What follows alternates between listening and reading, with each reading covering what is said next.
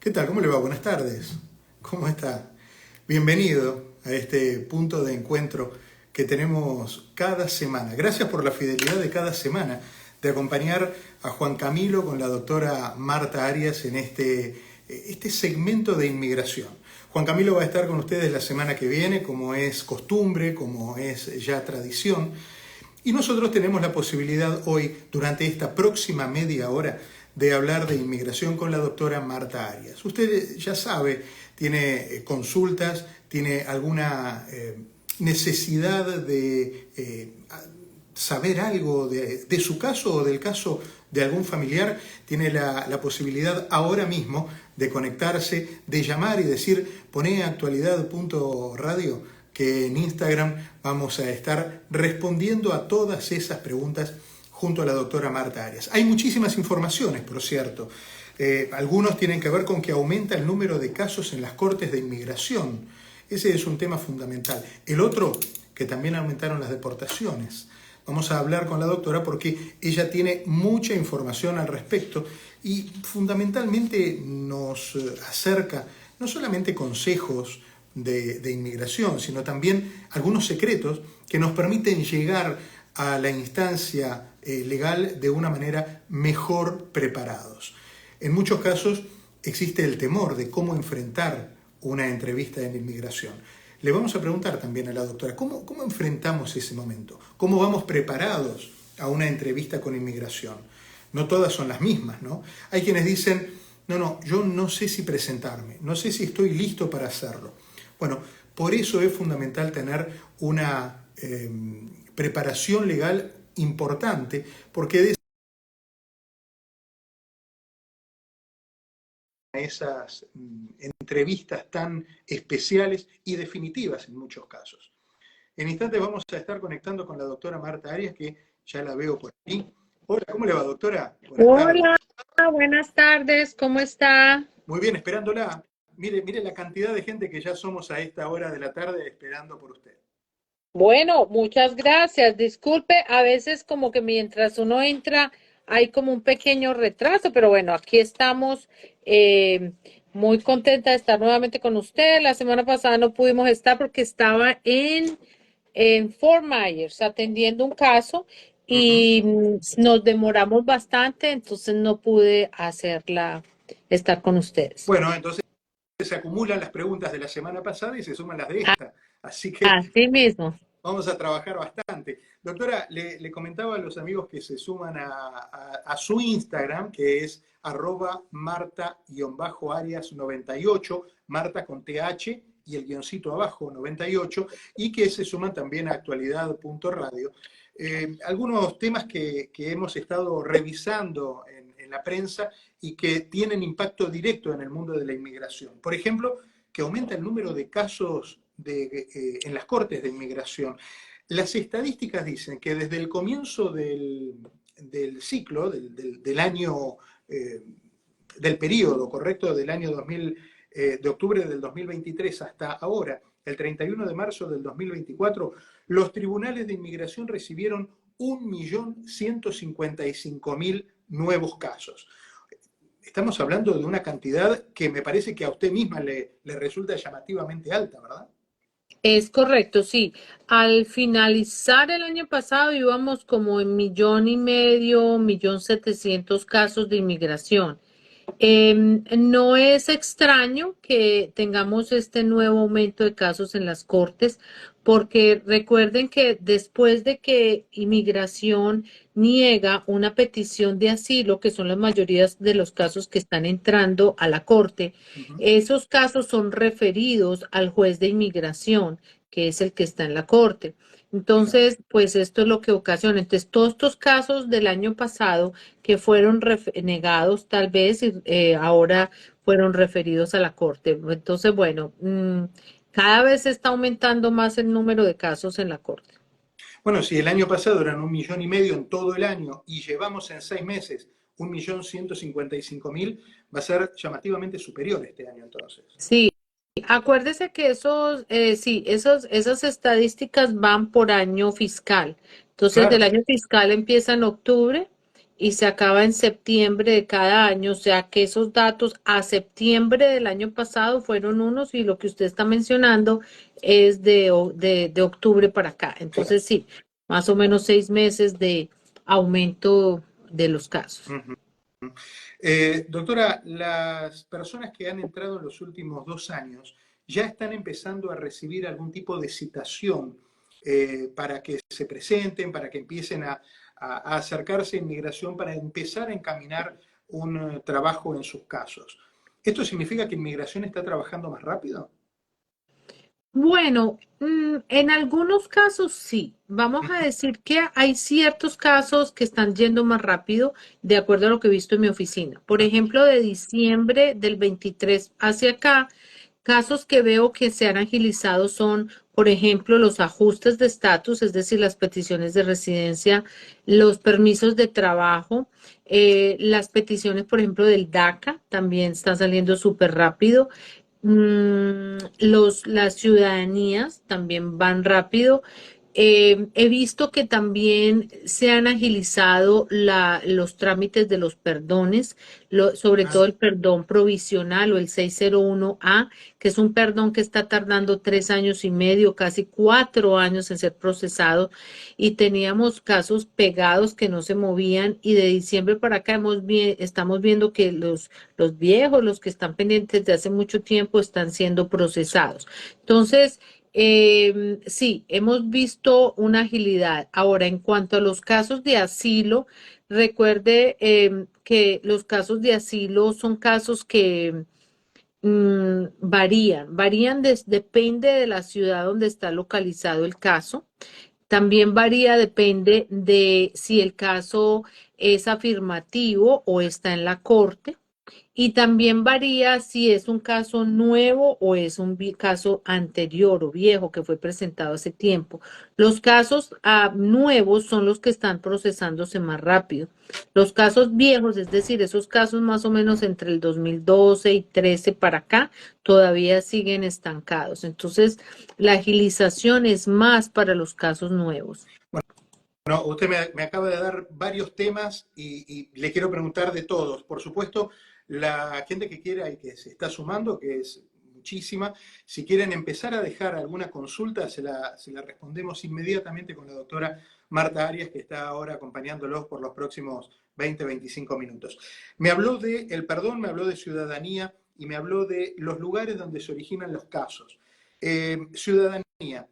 ¿Es mito o realidad que los años donde hay elecciones la ciudadanía se agilizan? Sí, es verdad. En la mayoría de los casos, en mi experiencia ya de 20 años como abogada de inmigración aquí en los Estados Unidos, siempre vemos que en año electoral se agilizan los procesos. Aquí en Miami le puedo decir que están saliendo los procesos de ciudadanía más o menos entre mes y medio a 2 meses. ¿Que se agilicen significa que se hacen más rápido o que son un poquito más laxos o un poquito más generosos a la hora de la exigencia en virtud de que necesitan generar más ciudadanos con los ojos puestos en generar un electorado mayor? ¿Me explico? Yo diría que hablamos de agilización en cuanto al trámite, en cuanto al tiempo. Los Ajá. requisitos siempre han sido los mismos y siguen siendo los mismos. Hay casos que los revisan con más cuidado que otros. Y me refiero a casos, por ejemplo, de personas que tengan delitos, convicciones criminales o personas que deban dinero al IRS o al Internal Revenue. Ese tipo de casos, siempre los requisitos son un poquito más exigentes, pero es la verdad, la agilización se refiere al trámite, Al al trámite. tiempo de procesamiento. Teniendo en cuenta que la gente que llega a la ciudadanía es porque viene de por lo menos 5 años de una residencia, en algún caso significa que el trámite, que de una escala de 1 a 10, la residencia es 5 y la ciudadanía es del 5 al 10. Esto es, hay parte de la historia de ese caso, de ese alien, como le dicen en términos inmigratorios, que ya están revisados. Sí, obviamente un momento que la persona, si le entiendo bien la pregunta, en el momento que la persona aplica para la ciudadanía, Le están revisando, uno, los requisitos para poder ser ciudadano, Ujú. como que lleve 5 o 3 años de residente, si está casado con ciudadano americano, que no haya cometido delitos o convicciones criminales dentro de esos 5 años o 3 años antes de aplicar, lo que se llama el buen carácter moral, que no deba dinero al IRS o que si lo debe, pues esté al día con esos pagos o ese acuerdo de pago. Que la persona esté al día con sus obligaciones de manutención a los hijos o de alimony para los manutención para los ex esposos o ex esposas. Ese tipo de cosas lo revisan, pero también van hacia atrás y revisan los casos de las personas, cómo recibieron la residencia. Incluso yo he tenido gente que ha venido a mi oficina, le doy varias anécdotas. Una señora llevaba casi 40 años de residente en los Estados Unidos, hizo un viaje fuera del país, regresó, no le pasó nada, aplicó para la ciudadanía y le dijeron que que su residencia había sido dada en error. Había sido dada en error porque ella antes de hacerse residente había sido arrestada por un delito relacionado con pasar dinero falso y no pidió ningún perdón. Entonces también fue error de inmigración, que no sé por qué en las huellas o algo no le apareció ese delito. Entonces, en este caso, ya al momento de la ciudadanía ven eso, porque lo ven en sus huellas y lo revisan y dicen, ah, no, usted no es residente o su residencia fue dada equivocadamente. Otros casos típicos es cuando las personas han tenido divorcios hechos erróneamente. Entonces se casan con ciudadano americano, les dan la residencia, pero inmigración no se percata de ese error, sino después cuando la persona aplica la ciudadanía. Eso es otro ejemplo de casos que le van a revisar ese antecedente de cómo recibió la residencia. Otro ejemplo es cuando la persona recibió la residencia a través de empleo, lo que se llama employment based. Muchos Ajá. de esos casos la persona va y recibe su residencia a través de empleo, pero después cuando presenta los taxes no muestra que trabajó para esa compañía. Entonces ahí también viene otro problema. Y así, entonces conclusión, la persona no solamente tiene que mirar que tiene los requisitos para calificar para la ciudadanía, sino también que le van a mirar sus antecedentes hacia atrás, de cómo recibió la residencia, cómo entró a los Estados Unidos, todo eso se lo van a revisar. Entonces, es muy importante que sí tengan abogado para la ciudadanía. A veces la persona piensa que porque ya son residentes ya no tienen necesidad de contratar un abogado para esa etapa del proceso y pienso que es una de las más importantes. Bueno, muchas veces hemos oído decir que el paso de la residencia a la ciudadanía es un formulario que lo puede hacer uno. Evidentemente lo que usted está señalando sostiene y defiende una vez más la importancia de estar debidamente asesorado por un abogado a la hora de pasar por la puerta de inmigración simplemente. Sí, sí, o sea, tienen que estar totalmente asesorados porque, bueno, el primer paso de recibir la residencia ya es suficientemente complejo Claro. como para que la persona llegue a ese último paso y le vaya a causar algún problema por no estar bien preparado, no, su caso no estar bien analizado por un abogado. El otro tema que usted mencionó, lo dijo dos veces, es el tema del perdón. Hay muchos tipos de perdones, ¿verdad? Correcto. El estatuto tiene lo que se llama las causales de inadmisibilidad, es decir, las personas que no pudieran o no pueden recibir la residencia o cualquier otra visa de no inmigrante. Y también tiene unos perdones dependiendo de la inadmisibilidad. Entonces, por ejemplo, si una persona es inadmisible por un delito como una felonía, un misdemeanor, entonces hay un perdón posiblemente. No todos los delitos van a calificar para un perdón. Está como dividido en la ley. Por ejemplo, felonías agravadas no califican para perdón, digo, en su mayoría de los casos. Hay ciertas excepciones que pueden calificar. Las personas que tienen, por ejemplo, que han sido inadmisibles porque han violado la ley, porque han cometido fraude o han mentido, también hay otro perdón que aplica para ellos. Las personas que tienen una deportación y salen del país y entran, tienen que presentar otro perdón. Entonces, los perdones, depende de la de la inadmisibilidad, se da el perdón. Esta es la parte que nosotros los abogados tenemos que analizar cuando una persona va a recibir su residencia. Claro, por supuesto. Y ahora le pregunto, ¿inmigración está abierta a escuchar argumentos de perdón? Hay mucha gente que dice, ya tienen la decisión tomada, uno ya va prácticamente a un trámite porque no escuchan. Inmigración, las entrevistas, ¿están abiertos a escuchar los motivos por los cuales justifiquen un perdón? Sí, claro, porque el perdón es una aplicación que tiene que presentar la persona. Hay un pago que la persona le tiene que hacer a inmigración por ese perdón y hay unos requisitos que establece la ley que se deben aportar para poder hacer aprobado ese perdón. Entonces, ese oficial en ese momento precisamente eso es lo que tiene que hacer. Tiene que revisar cuáles son los requisitos de ley y qué es lo que la persona aportó para aprobar esos requisitos de ley. Esa es la misión del oficial de inmigración Claro. en el momento de la entrevista. El otro tema que usted mencionó, dijo así al pasar, depende del lugar donde haya iniciado el trámite. Si uno inicia el trámite en lugares tan cargados poblacionalmente y con tanto caso de inmigración como el sur de la Florida, tarda X tiempo. ¿Se puede iniciar un trámite de una persona que vive acá en un lugar donde esté menos exigido el departamento y el servicio de inmigración en otra parte del país? No, normalmente las personas tienen que someter las peticiones de acuerdo al lugar al que pertenezca el zip code o la área postal de donde viven. Ajá, Entonces, si viven en Miami, no pueden someter la petición a un área postal que le corresponda en New York, por ejemplo. claro. Tiene que ser donde vivan. Ujú. Ujú. El otro tema que mencionábamos es cómo se prepara uno para una entrevista. Eh, tiene, tiene que ir munido de toda la documentación, pero digo, obviamente, pero también necesita algún recomendaciones legales, tiene que ir solo, puede ir solo, tiene que ir con un abogado. ¿Cómo se prepara para una entrevista cuando recibe la citación del Servicio de Inmigración? Sí, esa es una pregunta bien importante porque las personas piensan que lo único importante es la documentación que se preparó y se presentó.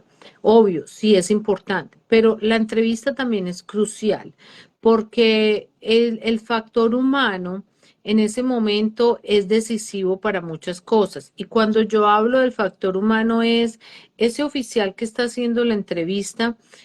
Hay oficiales y en su mayoría son cortés, son diplomados, hacen su trabajo muy profesional, pero puede haber oficiales que tengan una actitud un poco pesada y pueda esto influir en el estado nervioso de la persona. Una persona se asusta solamente estar ante un oficial de inmigración y si el oficial es un poco rudo, es poco amigable, es muy fuerte, la persona se asusta.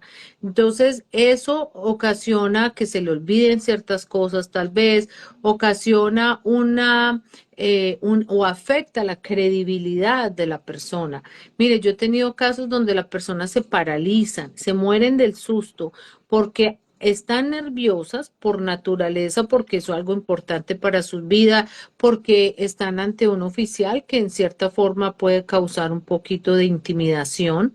Y si ese oficial es bien fuerte, la persona se paraliza y se les olvidan cosas, se les olvida hasta la fecha de nacimiento. Claro, Entonces, esto él hace que al tener un abogado a su lado, al tener una persona que está junto con ellos, le baja un poquito ese estrés, le baja un poco la ansiedad, se sienten más confiados, más protegidos y también sienten que pueden ser más favorables la forma que respondan las preguntas en caso de que no entiendan. Los abogados, ¿cómo se debe preparar? La persona, obviamente, aparte de llevar la documentación requerida, la persona tiene que saberse bien toda esa información que puso en la aplicación. Y digo yo saberse es porque hay personas que, por ejemplo, ponen la fecha de nacimiento del papá y la mamá y la ponen en la aplicación, pero se les olvida, no se la saben. Entonces, es más fluida la entrevista cuando la persona sabe y puede repetir toda la información que está en la aplicación, que no se les olvide nada, porque pues a veces la gente va y busca la información y la pone, pero no la memoriza. Exacto. Entonces, esa es una forma de prepararse bien. La otra forma de prepararse es saber cómo contesta ciertas preguntas que pueden ser un poquito comprometedoras desde el punto de vista legal.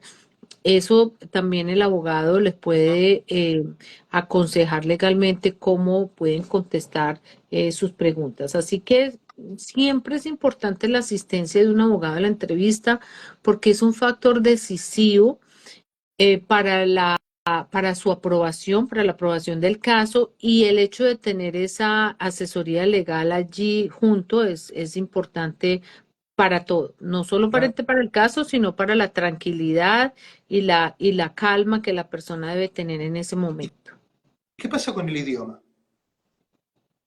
Con el idioma, en la mayoría de los casos, excepto de la ciudadanía, la persona, si no habla el idioma inglés, puede llevar un intérprete. Ujú. El abogado no puede servir de intérprete. Ah, Nosotros los abogados no podemos hacer la función de abogados y de intérprete, no nos dejan. Obvio porque hay conflicto claro. en esas dos posiciones. El abogado no puede interpretar, no puede traducir, tiene que llevar la persona a un intérprete. A veces inmigración llama a un teléfono donde proveen un intérprete, pero eso lo están quitando. El día de mañana ya eso no va a estar disponible.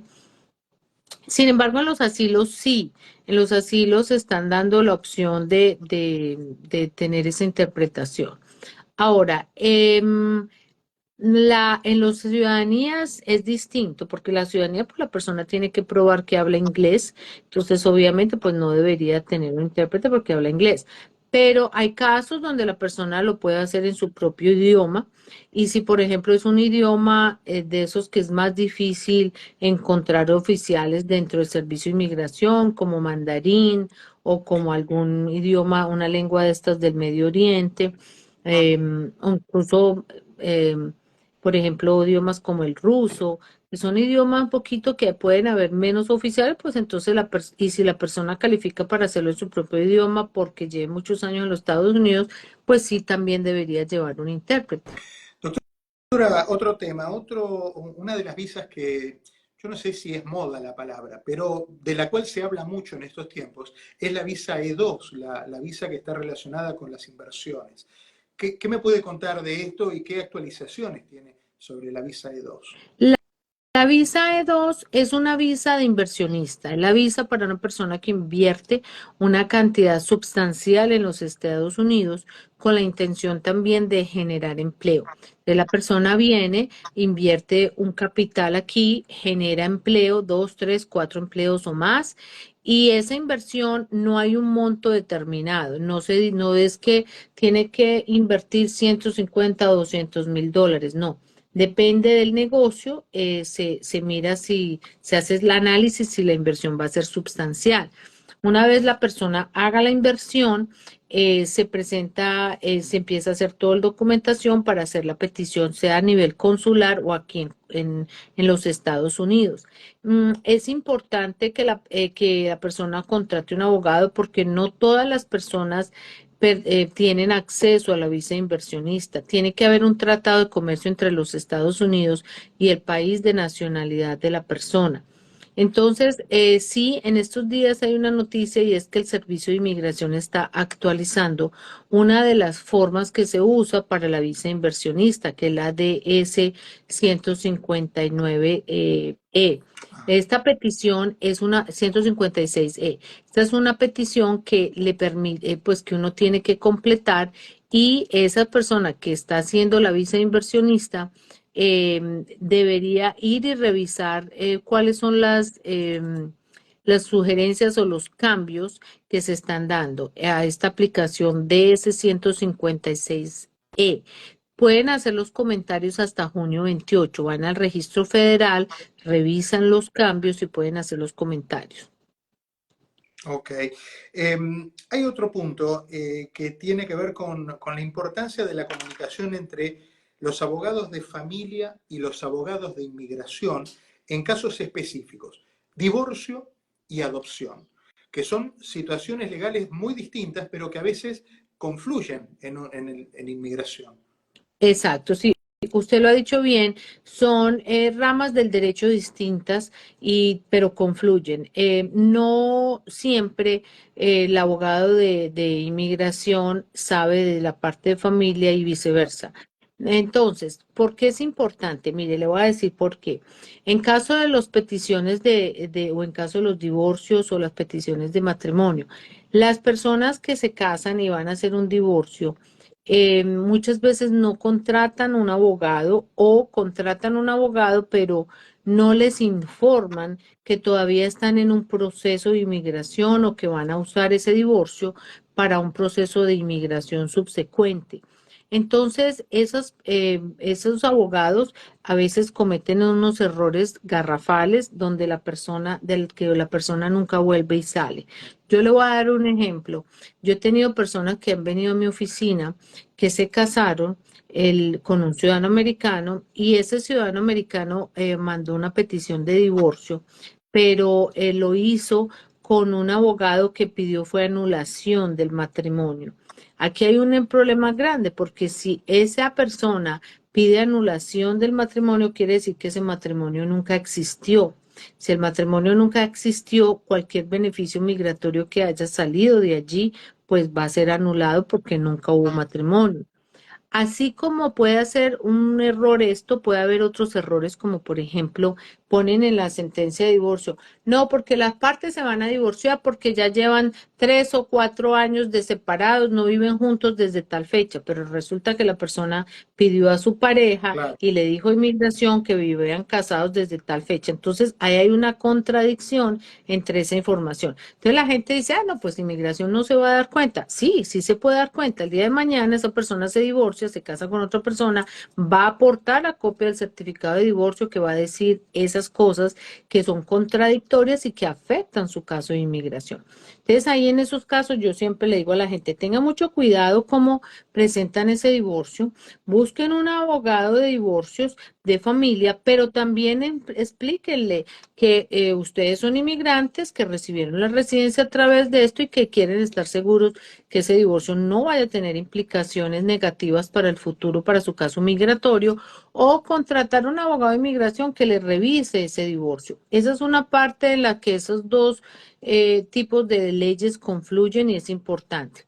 Ahora, en el caso de la adopción, mira, el caso de la adopción es todavía más delicado. La mayoría de las personas hacen esto. Van y contratan un abogado de familia para que les haga la adopción del nieto, del bisnieto, del sobrino, de qué sé yo. Y le hacen la adopción aquí en los Estados Unidos y después dicen, ah, bueno, porque yo ya tengo la adopción, yo soy ciudadano americano, voy a pedir a este niño que adopté.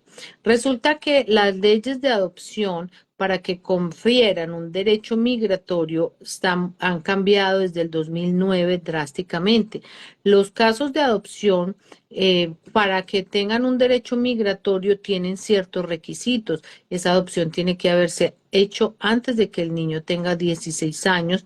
Hay que mirar si esa ciudad de nacionalidad de ese niño pertenece, ese país es signatario de la Convención de la Haya para efectos de las adopciones de niños. Claro. Entonces, la Convención de la Haya establece una cantidad de requisitos.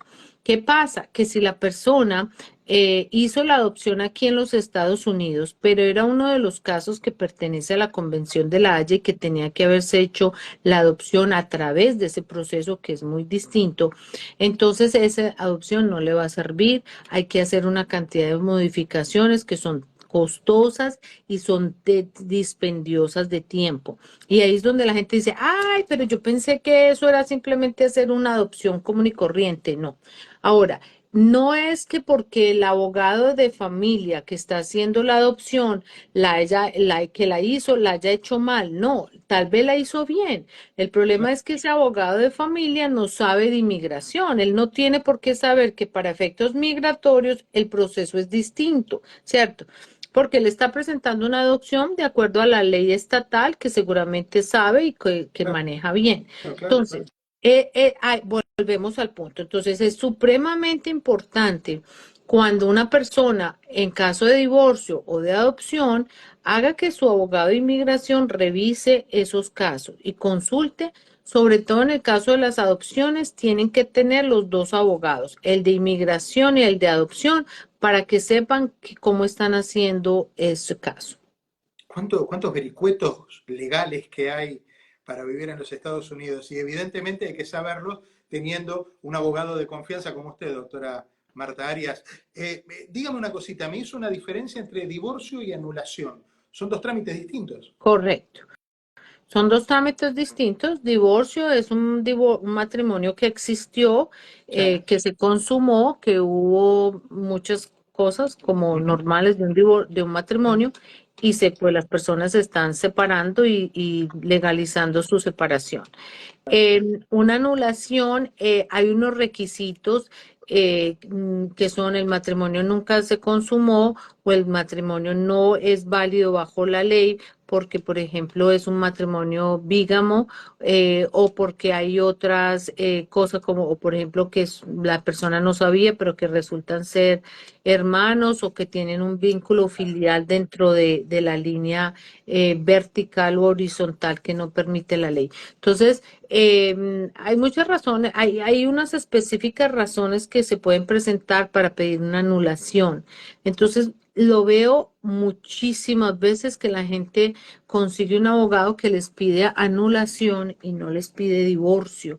Y eso es delicadísimo para Claro, efectos de claro, inmigración. claro. Doctora, mire todo lo que hemos aprendido y fue media hora. Imagínese la próxima media hora la semana que viene.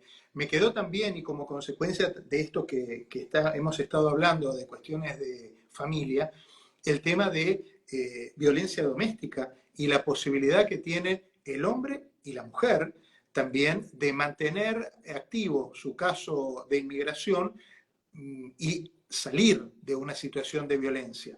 Y hago la rayita también, un paralelo, los casos en los cuales se abusó de esta posibilidad legal legítima que ofrece inmigración, tratando de estirar la realidad con beneficios propios, ¿no? Tratando de generar algún tipo de traspié legal amparándose en estas legislaciones. Pero de todo eso vamos a seguir hablando. Si usted tiene consultas sobre asilo, parol, visa, inversiones, divorcios también, adopción, todos los temas que tienen un punto en el cual toca la inmigración, la doctora Marta Arias y su servicio de su empresa, su bufete de abogados, están permanentemente listos para ayudarlo y para responder su primera consulta. El número es el 305-671-0018, un número muy fácil que lo puede anotar. 305-671-0018. Y así como cada martes con la doctora y con Juan Camilo, o en este caso conmigo, puede encontrarse a través del Instagram de actualidad.radio, también puede hacerlo al Instagram directo de la doctora, que es @Marta, con H, Marta-Arias 98. Toda esa es la información que tenemos para darle en esta tarde. Doctora, un gustazo como siempre hablar con usted. Gracias, muchísimas gracias. Muy amable por estar aquí, invitarnos aquí en la plataforma de actualidad. Los que nos vieron, recuerden que todos los martes a las 5 de la tarde estamos aquí con este tema de inmigración y en mi plataforma Marta Raya Baja Arias 98 en mi perfil de Instagram también dejamos reposteados estos videos para que los envíen a familiares o amigos para que los compartan y también para que se suscriban aquí a mi canal de Instagram, Marta Raya Baja Arias 98. Doctora, un beso grande, muchas gracias. Gracias, buen día, hasta luego. Muy buena suerte. Y a ustedes, como siempre, como cada martes, aquí en el Instagram, en la plataforma de Internet, tiene la posibilidad de conocer todos los detalles de inmigración con la doctora Marta Arias. Abrazo fuerte para todos, pásenlo bien y hasta la semana que viene. Hasta la semana que viene.